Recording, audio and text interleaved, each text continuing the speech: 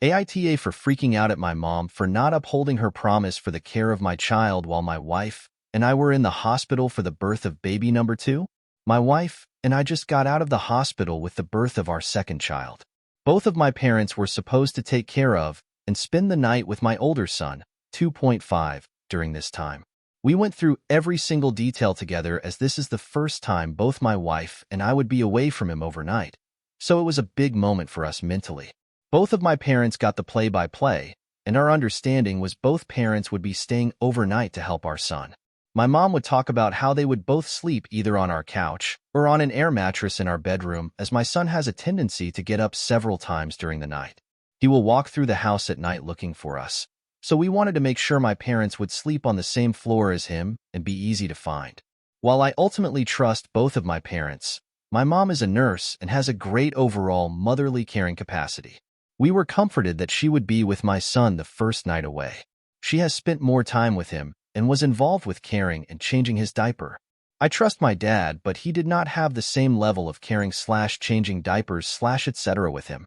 Without telling either my wife or I, my mom decided to not spend the night at our house and left my dad there alone. She left after my son went to bed so she can get a better night's sleep at home for work the next day. I found this out from the cameras at the house. I am not 100% certain on this, but I think there is a high probability she turned off tracking on her phone as her driving history randomly stopped. We share location via app. I found this out on my own the first night in the hospital and did not say anything to her because I did not want the drama while we were in the hospital. She did it again the second night.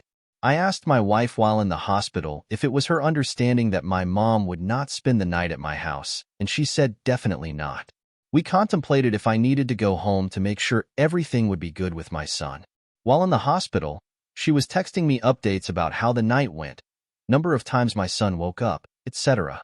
I just felt like she was trying to play it like she was there when I knew she was not. I texted my dad directly to check in. After we left the hospital, I texted my mom saying going forward, I would like better communication regarding the care of my children. Basically, if she promises something to me regarding the care of my children, she needs to either fulfill it or discuss it with me if the plans change so I am aware. My mom got extremely defensive, justifying her decision, and would not let me talk over the phone. Her position was that nothing bad happened to my son. He was always safe and at home. I said I'm done with this conversation and hung up.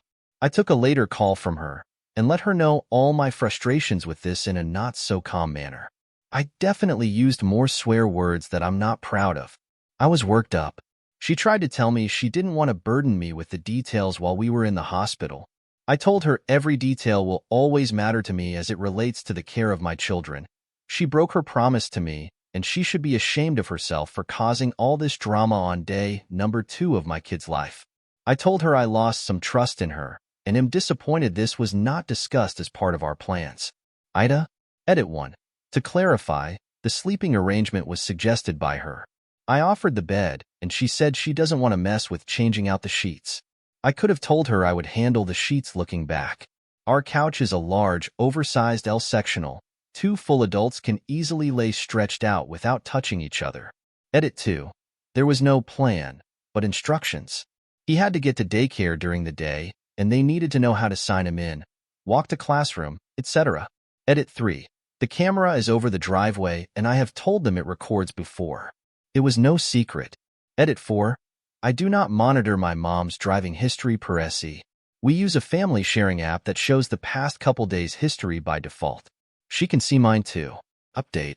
Thank you for all the feedback. We talked and both apologized.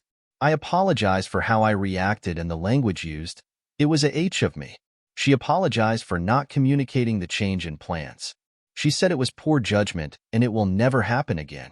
Apparently, she thought about letting us know but did not think it was needed because she knew our kid was safe. I made it clear I was not concerned with Dad caring for our kid. It was about feeling like we were misled. She agreed. I think for me this demonstrated the blurred line between parents and grandparents, and it's obvious our communication needs work. I can't thank you all enough for your perspectives.